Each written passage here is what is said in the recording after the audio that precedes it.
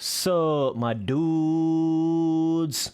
Spency boy got to come in here and give you the truth about this 2023 Nashville Aerial Supercross track review. If you're one of those kind of people that is picking and choosing which of these different 2023 Supercross tracks that you're buying on MX bikes and you don't have the season pass, this is one of those tracks that you probably want to skip, okay? And there's multiple different reasons for that, but I was kind of shocked by this, man. I don't know what exactly they're doing here, but I preferred the track scaling and the jumps and the size of everything of their track from last week, their East Rutherford track. This Nashville track right here just basically feels like a 2022 aerial supercross track to me. Like everything is shrunk back down, more of that like one-to-one scaling vibe. Everything feels kind of like that arena cross tight.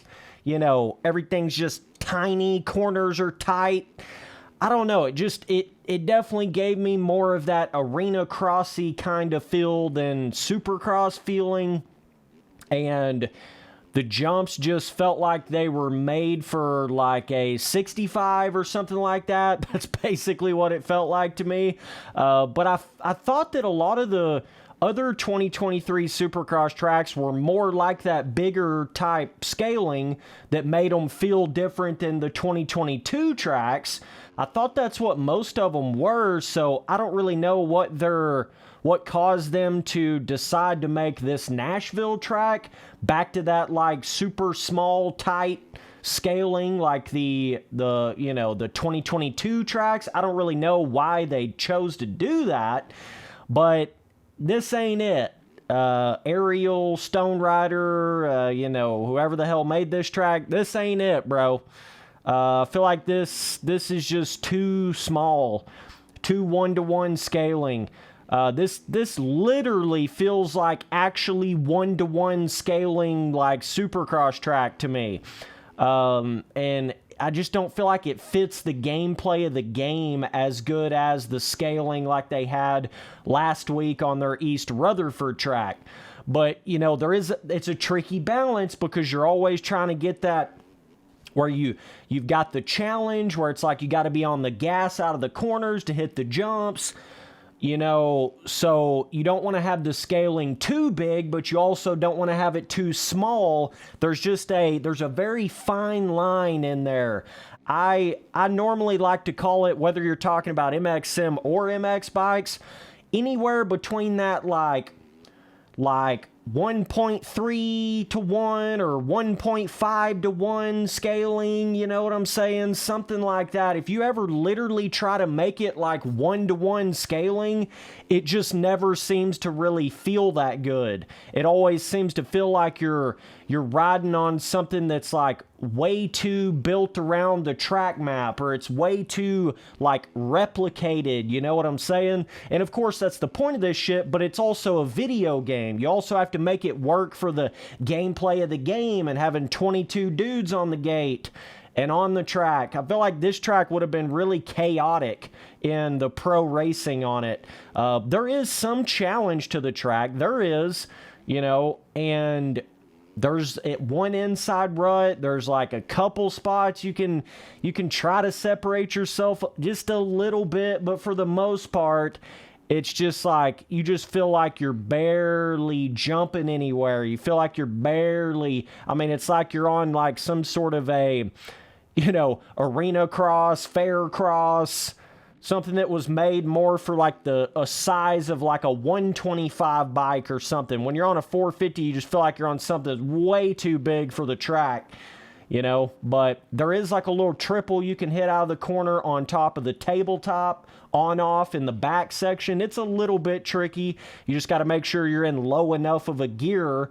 It's not like the jumps are any harder than the last week's track. You just got to be in a lower gear.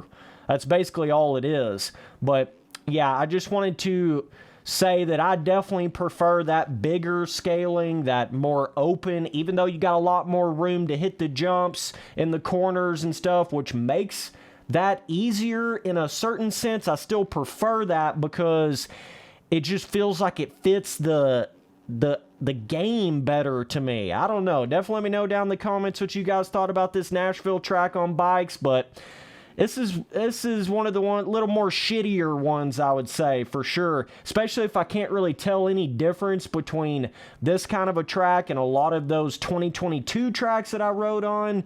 It's like, you know, kind of feels like they're going backwards a little bit. I can't really see the progression on this track as much as I could on that East Rutherford one. So anyways, I do like the little sand section through the corner split lane. I thought they did a lot better of a job on that here on the MX Bikes track than they did on the MX Sim track. It looks more real and like it was on the track map on this track right here, so I do have to give them some points for that. But also, I think the Dragons back here was a little more challenging than the Dragons back on the MX Sims Nashville track.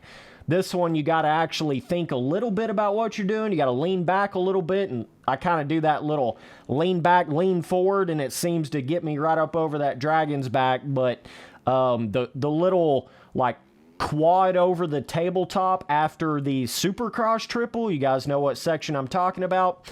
That section, that particular quad over that tabletop, that's a lot more difficult on the MX Sim track, okay? So you just kind of got a little bit of both there. I feel like some parts of the track I felt like were more difficult on the sim track. Some parts of the track I felt like were more difficult on the bikes track. But you also have to remember I have like 1/1000th of the amount of gameplay time on MX bikes that I do MX Sim. So I would have to imagine it would equal this MX bikes track being way more easy than it really should be. Way more, you know, simplistic than it really should be. Like if you're an actual pro on MX bikes, you should be able to get around this track like it ain't shit. You should feel like this is like below you or some shit, you know what I'm saying? But yeah, I think they kind of just missed the mark a little bit on this one. I'm not the fan of where it just feels like you're always trying to, like, the scaling is so small that it damn near makes the track feel claustrophobic. Like, I literally get a claustrophobic feeling when a track is this small of scaling. It's almost like you're on a real bike, but on a toy track or something like that. That's the only way I really know how to explain it. But overall, yeah, I mean, it's got a real similar dirt color and decal to the track from last week. I'm going to go in there and check out all those other 2023 aerial Supercross tracks that I haven't yet. I heard some of you boys comment I need to check out the 2023 Oakland. It's got some more skill gap and some more difficulties, so I'll do that next. But yeah, as far as this track right here, this is definitely one of the more shittier ones, I would say. Spency boy just giving you that real talk, man. You know what it is. So yeah, at the end of the day, I'm going to give this track a 5 out of 10, and I'm going to say the difficulty is easy. So that's about where I would put it right there. But either way, appreciate you guys watching all the videos. We're going to keep these MX Bikes videos rocking. Make sure you DM me on Instagram to get in my Discord. All you got to do is let me know you want to get in the Discord. My Instagram is just Spencer Turley, no spaces and no capital letters. I'm going to get a MX Bike server popping off. I'm going to get my own dedicated server and run all these 2023s rotating on it. And I'm going to get in there on my Discord and my voice channels and start playing on it. So like I say, just make sure you DM me on Instagram. Let me know you want to get in the Discord, and I'll get you in there, bro. See you boys on that next one. Later, dudes.